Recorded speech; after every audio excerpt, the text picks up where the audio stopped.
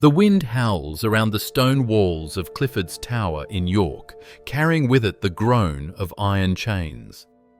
They rattle faintly like the last remnants of life clinging to a man who has been reduced to little more than bone and shadow.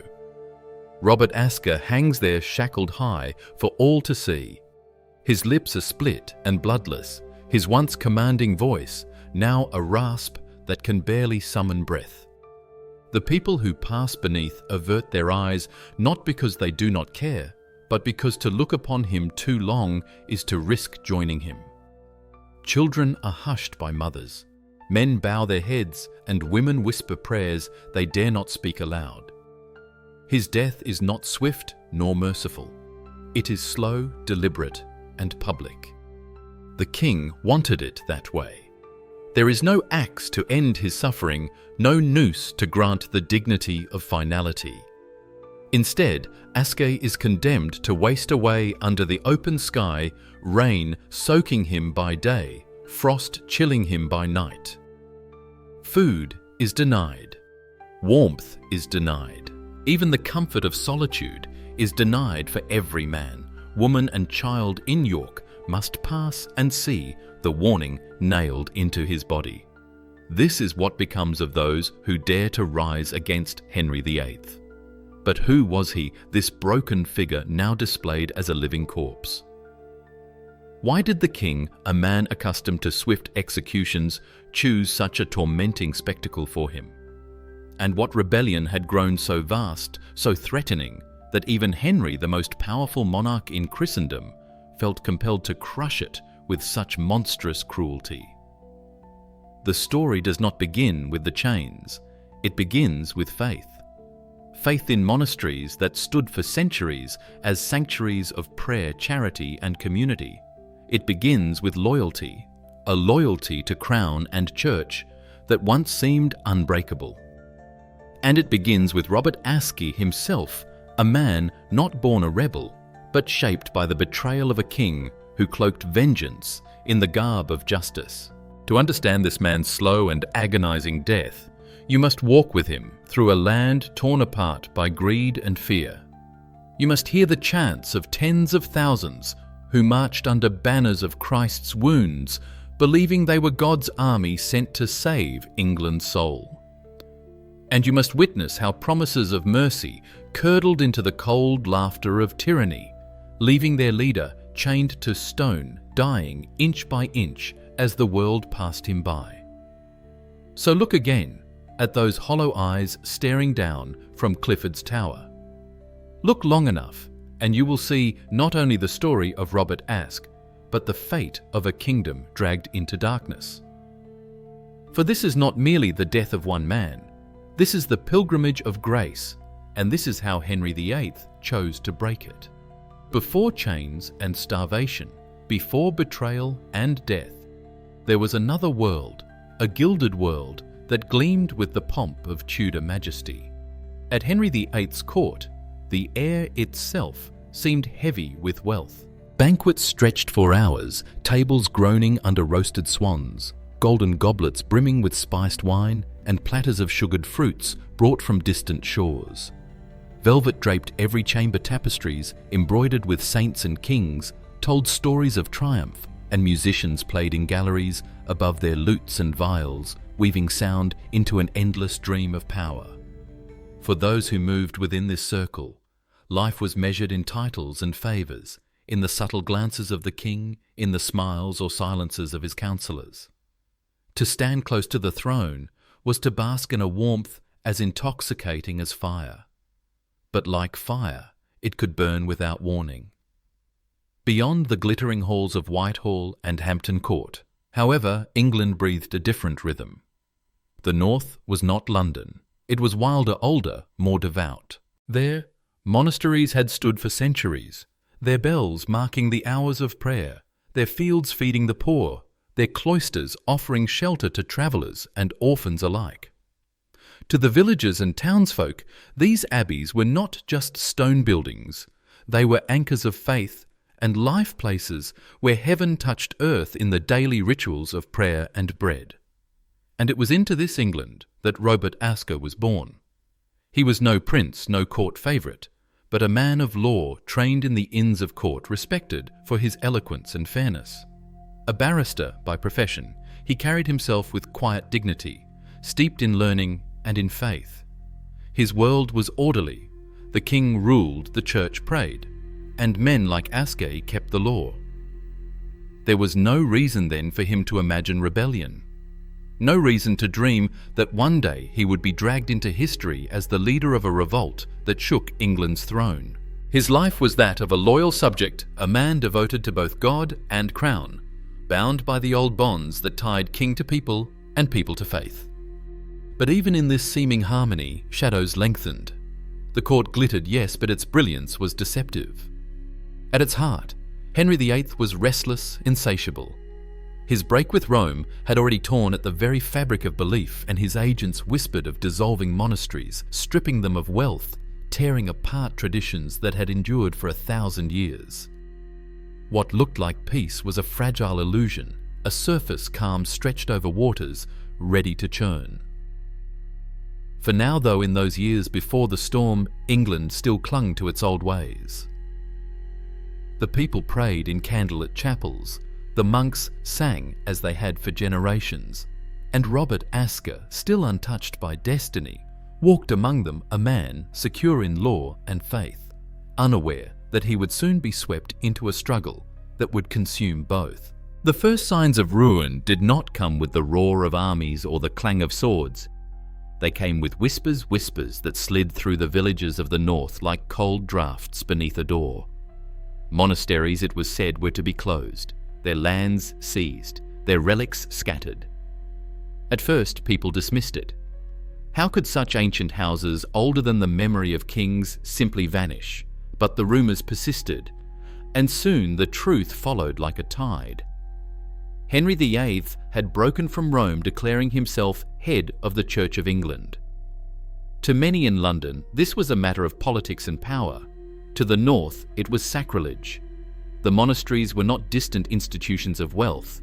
They were the lifeblood of daily existence.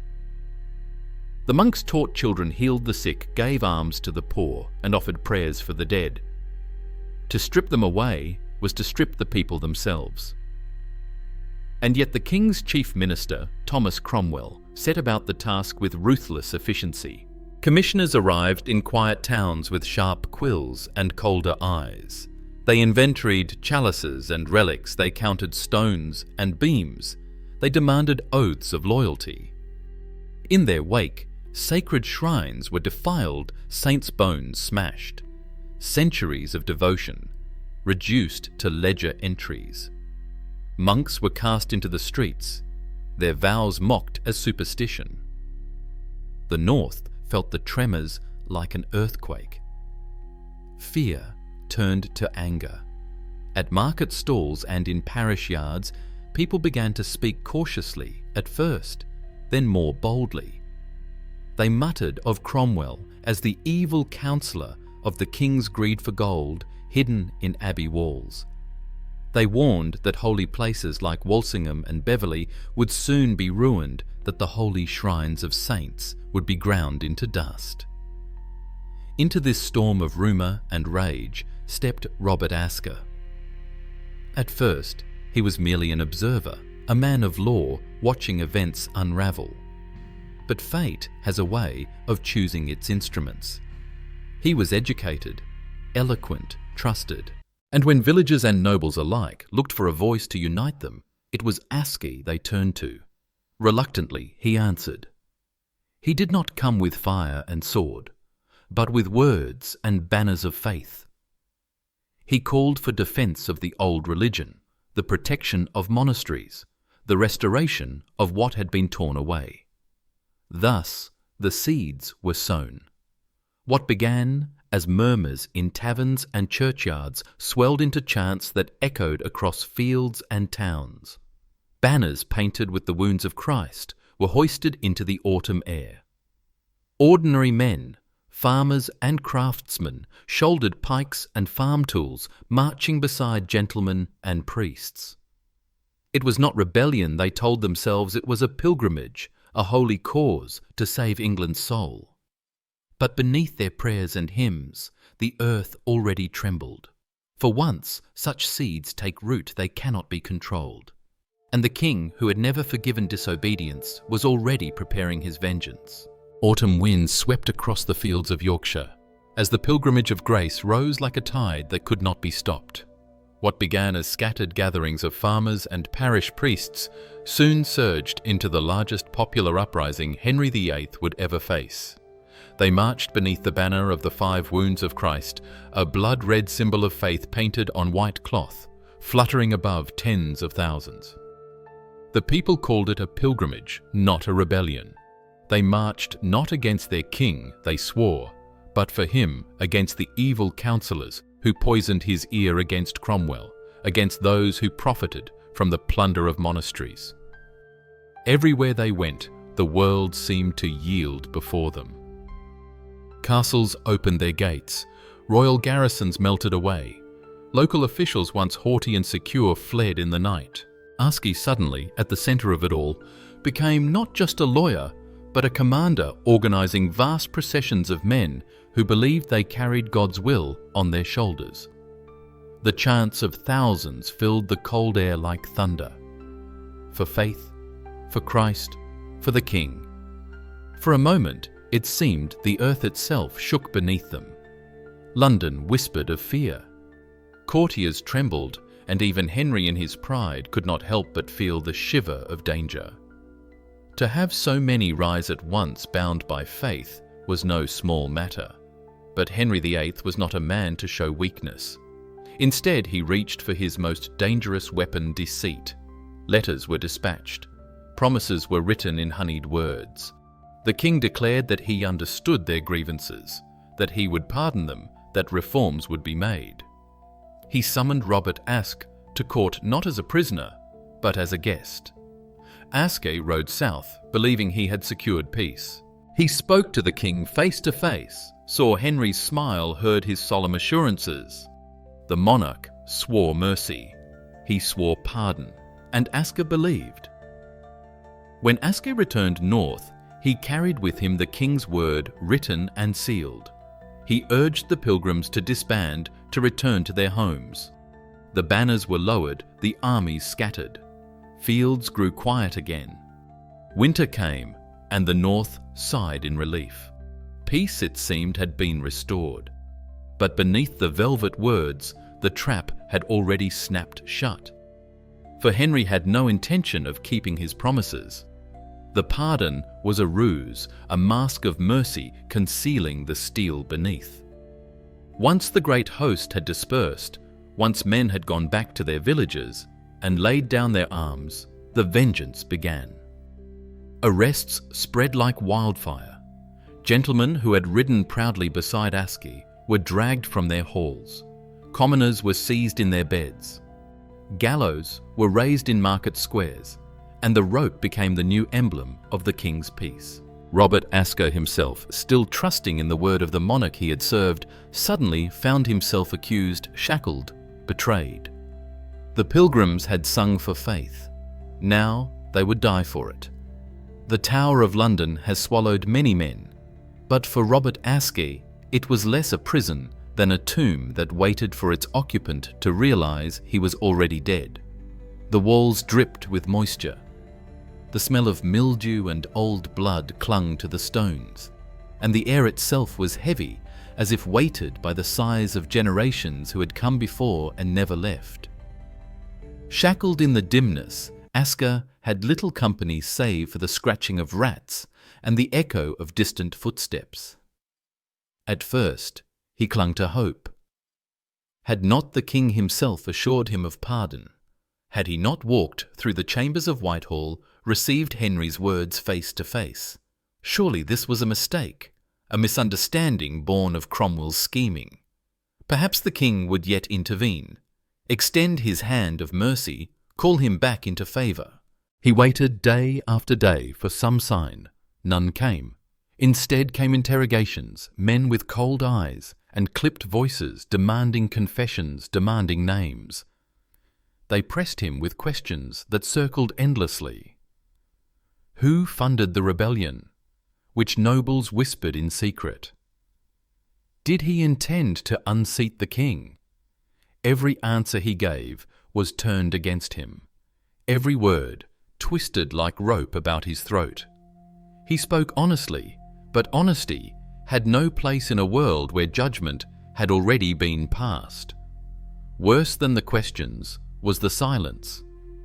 Allies who once rode beside him vanished into shadow. Letters he sent found no reply. Even those who had sworn loyalty to the pilgrimage now whispered confessions under torture, saving their own lives by condemning his. Piece by piece, Aske felt his support stripped away until only solitude remained. Nights were the cruelest. Alone in the damp chamber he prayed, but his prayers echoed against stone and faded into nothing.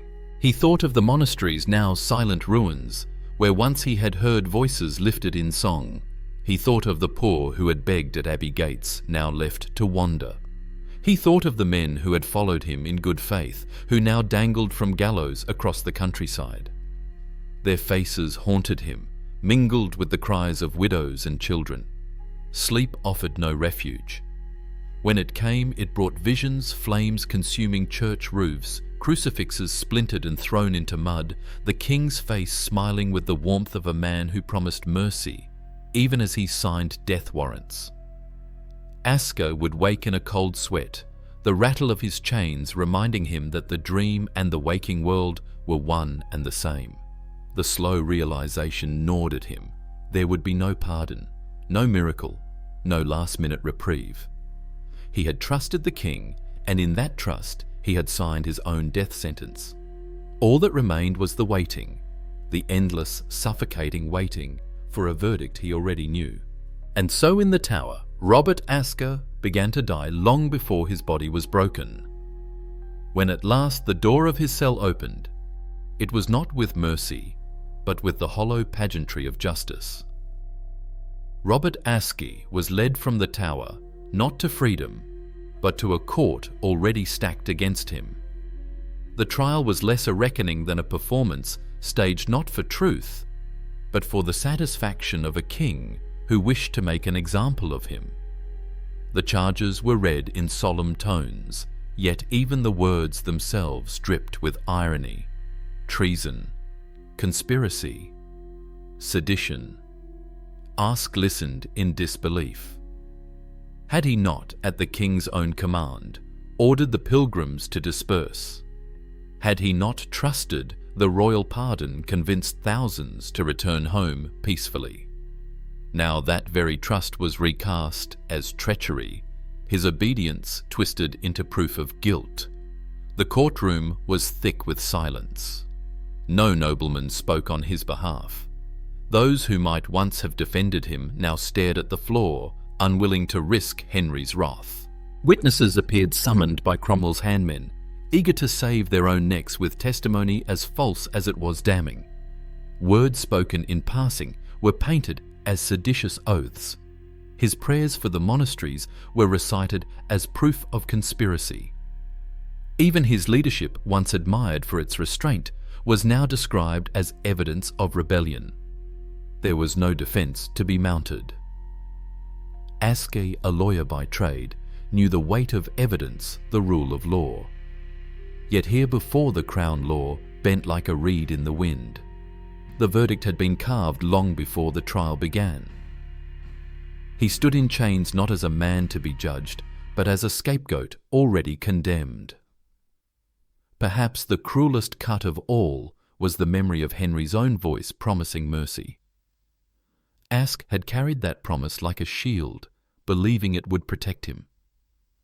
Now the king's word was revealed for what it truly was, a weapon sharpened to draw him out into the open, to lure him into trusting the very hand that would strike him down. When sentence was delivered, it came without hesitation. Robert Aske was to die not quickly, but in a manner so drawn out and merciless that all who saw would tremble. He would be chained in York, his own city, fastened to the walls of Clifford's Tower. There he would waste away under the gaze of his people, denied food, denied water, denied dignity until starvation claimed him. The king desired not only his death, but his suffering stretched out like a sermon written in flesh and bone.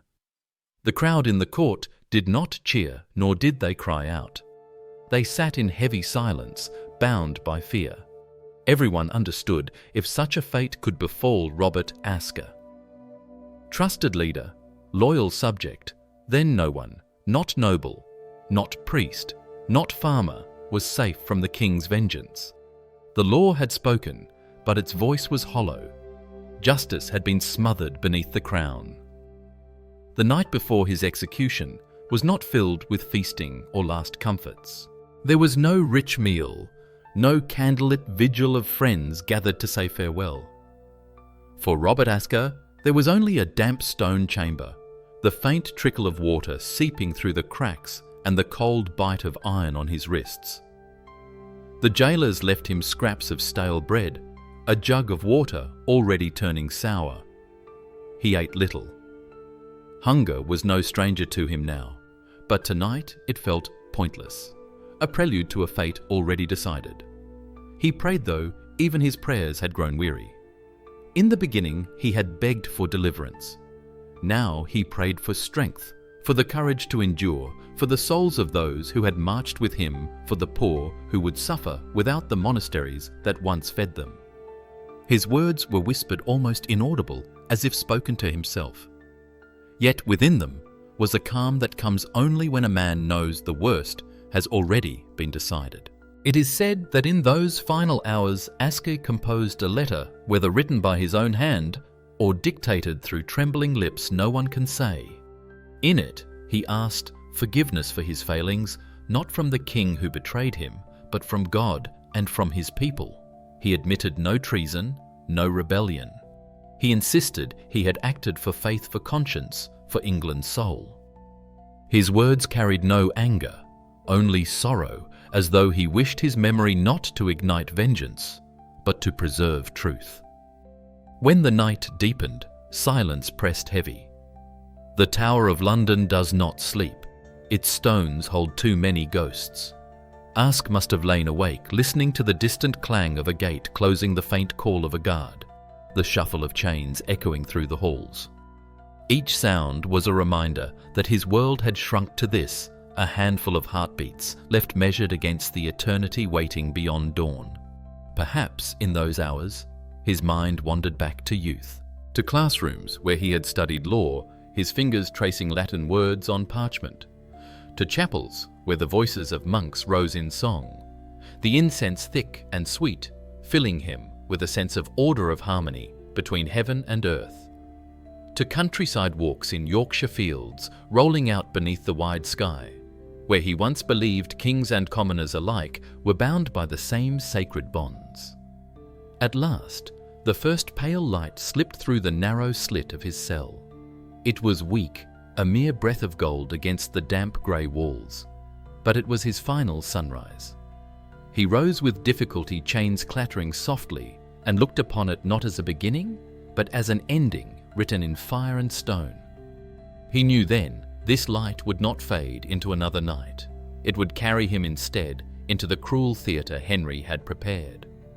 And soon the people of York would see their leader not in dignity, but in chains.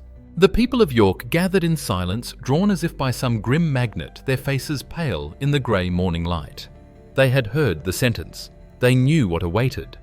Yet still they came to bear witness, whether out of loyalty, fear, or the morbid compulsion to see what the king had prepared. Before them rose Clifford's Tower, the great keep standing stern and immovable, its stone walls about to become the stage for one man's living death. Robert Aske was brought forth in chains, his steps uneven, his body already worn thin by months of imprisonment. There was no gallows waiting, no block of polished wood, no swift blade gleaming in the sun. Instead, iron manacles were fastened to the walls of the tower. The chains clinked as they pulled tight, raising his arms, so he could neither kneel nor rest. He was displayed like an offering, or worse, like an animal caught for slaughter. The crowd shifted uneasily. Some looked away, others crossed themselves. their lips moving in hurried prayers. Children clung to their mothers, peering with wide, uncomprehending eyes. Soldiers ringed the square faces set like masks, ensuring no voice rose in protest. This was not merely an execution, it was theatre. Henry VIII wanted the lesson carved into memory not by axe or rope, but by agony stretched across days. The hours dragged. Rain began to fall cold and relentless, soaking his thin garments until they clung to his bones. By afternoon, the sun broke through merciless burning on his blistered skin. Food was withheld, water denied. His lips cracked, his throat parched until each breath came as a rasp. Flies gathered at the corners of his mouth, drawn by the sweat and blood. His body, once dignified, shrank before the eyes of his people, rib by rib, revealing itself beneath the skin. Still, Aske endured. Witnesses said he did not curse, did not cry out for mercy. Instead, his voice, weak but steady, rose in fragments of prayer. Psalms half-remembered whispered invocations, scraps of Latin that drifted on the wind. Each word carried not defiance, but a kind of mournful resolve, as if to remind the people that this suffering was not his alone, but England's. Days passed. His strength ebbed. His head fell forward, his eyes hollow and glassy.